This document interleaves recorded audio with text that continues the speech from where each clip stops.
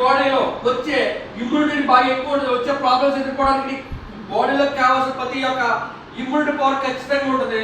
కాబట్టి ప్రతి ఒక్క పర్సన్ కూడా వస్తుంది మజిల్ మజిల్ మజిల్ ఉండకూడదు.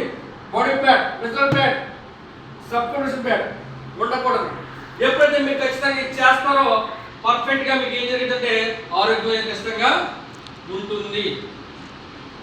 అందుకోసమే మీరు ఎంత ఖర్చు పెట్టినా కానీ జరగనిది ఆరోగ్యం అనేది ఈ యొక్క వెల్నెస్ సెంటర్ ద్వారా జరగడానికి కారణం ఏంటంటే ఈ యొక్క వెల్నెస్ సెంటర్లో ప్రతిదీ నేర్పుతారు.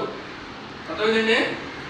వాటర్ ఎవ్రీ 20 కేజీల బరువుకి కంపల్సరీ 1 లీటర్ వాటర్ తీసుకోవాలి. 60 కేజీల బరువు ఉంటే 3 లీటర్ వాటర్ తీసుకోవాలి. 80 కేజీల బరువు ఉంటే 4 లీటర్ వాటర్ తీసుకోవాలి. దాంట్లో ఎటువంటి రాజీ లేదు. కాబట్టి మనం ఏం చేస్తాం, మనం దాహం వేసినప్పుడు మనకి నోరు ఆరిపోయినప్పుడు తప్ప వాటర్ తీసుకోవడం. మీ ఆర్గన్స్, మీ బాడీలో 70% వాటర్ కంటెంట్ ఉంటుంది. ఎప్పుడైతే వాటర్ కంటెంట్ తగ్గుతూ ఉంటుందో మైగ్రేన్ వస్తుంది. ఎప్పుడైతే వాటర్ కంటెంట్ తగ్గుతూ ఉంటుందో కిడ్నీలో స్పేస్ వస్తుంది. అర్థమైందండి. మోర్ ప్రాబ్లమ్స్కి అంటే వాటర్ తీసుకోకపోవడం వల్లనే నీకు అనారోగ్య సమస్యలు ఫస్ట్ రావడానికి కారణం. అర్థమైందండి. కాబట్టి ప్రతి ఒక్క బాడీకి డాక్టర్ దగ్గరికి వెళ్తే ఏం చెప్తారంటే మీకు వాటర్ తీసుకోమని చెప్తారు. డాక్టర్ మంచిగా చెప్తారు. కానీ మనం ఏం చేస్తాం, వాటర్ తీసుకోము. మనకు ఖచ్చితంగా మనం ఏం చేయాలి, వాటర్ తీసుకోవాలి. అది కూడా మినిమం 20 కేజీల వరకు 1 లీటర్ చెప్పిన వాటర్ ఖచ్చితంగా డైలీ కంటెంట్ చేయలేదు. వర్షాకాలమా, శీతాకాలమా, వేసవికాలం కాదండి.